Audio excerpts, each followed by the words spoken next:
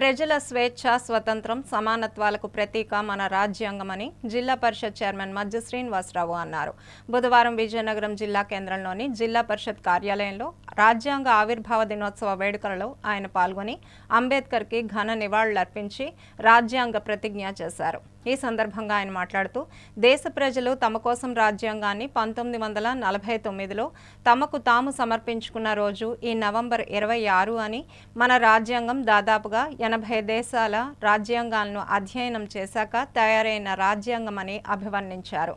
భారత రాజ్యాంగం ప్రపంచ మానవ చరిత్రలోనే ఒక చారిత్రక గ్రంథమని పేర్కొన్నారు. 28 రాష్ట్రాలు, 8 కేంద్రపాలిత ప్రాంతాలు, 25,000 కులాలు, 7 ప్రధాన మతాలు, 121 భాషలు, యాసలతో కలిపితే 19,500 భాషలు, వేరువేరు చరిత్రలు, భిన్నమైన భౌగోళిక స్వభావాలున్న మన దేశానికి 140 కోట్లకు పైగా ఉన్న ప్రజలకు క్రమశిక్షణ నేర్పే ఒక రూల్ బుక్ అని చెప్పారు. దేశ సార్వభౌమాధికారానికి ప్రతీక మన రాజ్యాంగమని కొనియాడారు. దేశ ఔన్నత్యాన్ని కాపాడడానికి ప్రతి ఒక్కరూ కృషి చేయాలని పిలుపునిచ్చారు. ఈ కార్యక్రమంలో జెడ్పీ సీఈఓ బివి సత్యనారాయణ, ఇతర అధికారులు, సిబ్బంది, వైసీపీ నాయకులు, కార్యకర్తలు పాల్గొన్నారు.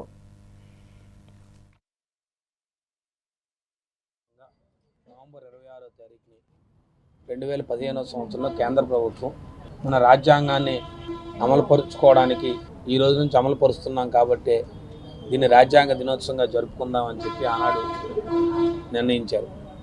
దాంట్లో భాగంగా ప్రతి సంవత్సరం నవంబర్ 26వ తారీఖుని రాజ్యాంగ దినోత్సవంగా జరుపుకుంటూ మరి దీనికి ప్రధాన కారకులైనటువంటి ఈ రాజ్యాంగాన్ని రచించినటువంటి మహనీయుడు మరి పెద్దలు డాక్టర్ బాబాసాహెబ్ అంబేద్కర్ గారిని మరి ఈరోజు వారికి ఘనంగా నివాళులు అర్పించుకొని మరి ఈరోజున వారిని ఒకసారి జ్ఞాపకం తెచ్చుకొని ఈరోజు తాలూకా విలువని ఏదైతే రాజ్యాంగాన్ని అమలుపరుచుకుంటున్న ఈ భారతదేశంలో రాబోయే తరాలకు తెలిసే విధంగా ఈ కార్యక్రమాన్ని ప్రతి సంవత్సరం జరుపుకోవడం చాలా సంతోషం.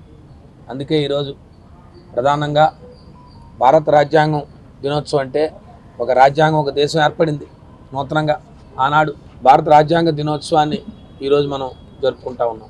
ఈ దేశంలో అనేక మంది జన్మించిన ప్రతి పౌరుడు, ఈ దేశంలో అనేక మంది కులాలు ఉన్నాయి, అనేక భాషలు ఉన్నాయి, విభిన్న మతాలు ఉన్నాయి, విభిన్న ప్రాంతాలు ఉన్నాయి. ఇంతమంది ప్రాంతంలో ఇవాళ 125 కోట్ల పైచిలుక, సుమారుగా 130 కోట్ల మంది జనాభా కలిగిన భారతదేశంలో ప్రతి పౌరుడికి స్వేచ్ఛ, సమాన హక్కులు ఉన్నాయంటే ఆనాడు మహనీయులు వారు రచించిన రాజ్యాంగం. ఈ రాజ్యాంగాన్ని మీరు అమలుపరుచుకోండి, ఈ రాజ్యాంగం ద్వారానే మీరు పరిపాలన చేయండి, ఈ రాజ్యాంగం ద్వారానే మీ విధులు నిర్వర్తించండి అని చెప్పి ప్రతి ఒక్క వర్గానికి, ప్రతి పౌరుడికి ఏ రకంగా ఈ రాజ్యాంగం అమలుపరచాలో పొందుపరిచారు. కాబట్టి ఈ దేశంలో అనేక దేశాల్లో ఒక కార్యాచరణ లేక మన పొరుగు దేశాలు అనేక ఇబ్బందులు పడుతున్నప్పుడు కూడా భారతదేశం ప్రపంచంలోనే మేటిగా ఉందంటే ఈ భారతదేశంలో ఏ దేశంలో ఉన్న పౌరుడైనా వచ్చి ఏ దేశ పౌరుడైనా వచ్చి ఈ భారతదేశంలో నివసించగలుగుతున్నాడంటే ఈరోజు మనం రచించుకున్న రాజ్యాంగం. ఆ రాజ్యాంగ విధులు ఎప్పుడూ కూడా దానికి ఆటంకం కలగకుండా ఏర్పడిన ప్రభుత్వాలు కానీ, లేదా ఆ పనిచేస్తూ విధులు నిర్వర్తిస్తున్న ఉద్యోగస్తులు కానీ, ఉన్నత స్థాయిలో ఉన్న పదవులు కానీ, లేదా ప్రజాప్రతినిధులు కానీ ప్రతి ఒక్కరూ కూడా రాజ్యాంగబద్ధంగానే పనిచేస్తూ పోతూనే దానికి ఒక కార్యాచరణ ముందుకెళ్తుంది. కాబట్టి మన అభివృద్ధి పదంలో ముందుకు పోతాం.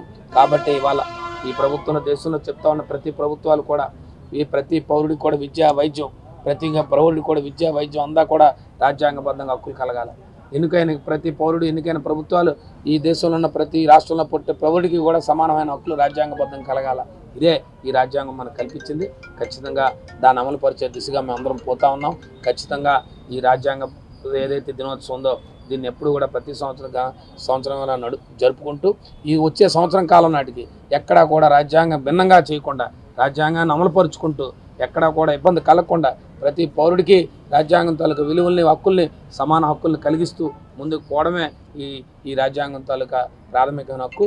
కాబట్టి ఆ కార్యక్రమాన్ని ఈరోజు నిర్వర్తించాం. ఈరోజు నేను కానీ, మా సీఈఓ గారు కానీ, మా జిల్లా పరిషత్ సిబ్బంది కానీ, ముఖ్యంగా మా వైఎస్ఆర్సీపీ వైఎస్ఎస్పీఎల్ అధ్యక్షులు కానీ, జయంత్ కుమార్ గారు కానీ, మా మాజీ శాసనసభ్యులు జయమన్ గారు కానీ, మా జడ్పీడీసీలు ఇంత అనేక మంది అందరం కూడా ఈరోజు బాబాసాహెబ్ అంబేద్కర్ నివాళులు అర్పించుకున్నామని చెప్పి మీ ద్వారా తెలియజేసుకుంటాం.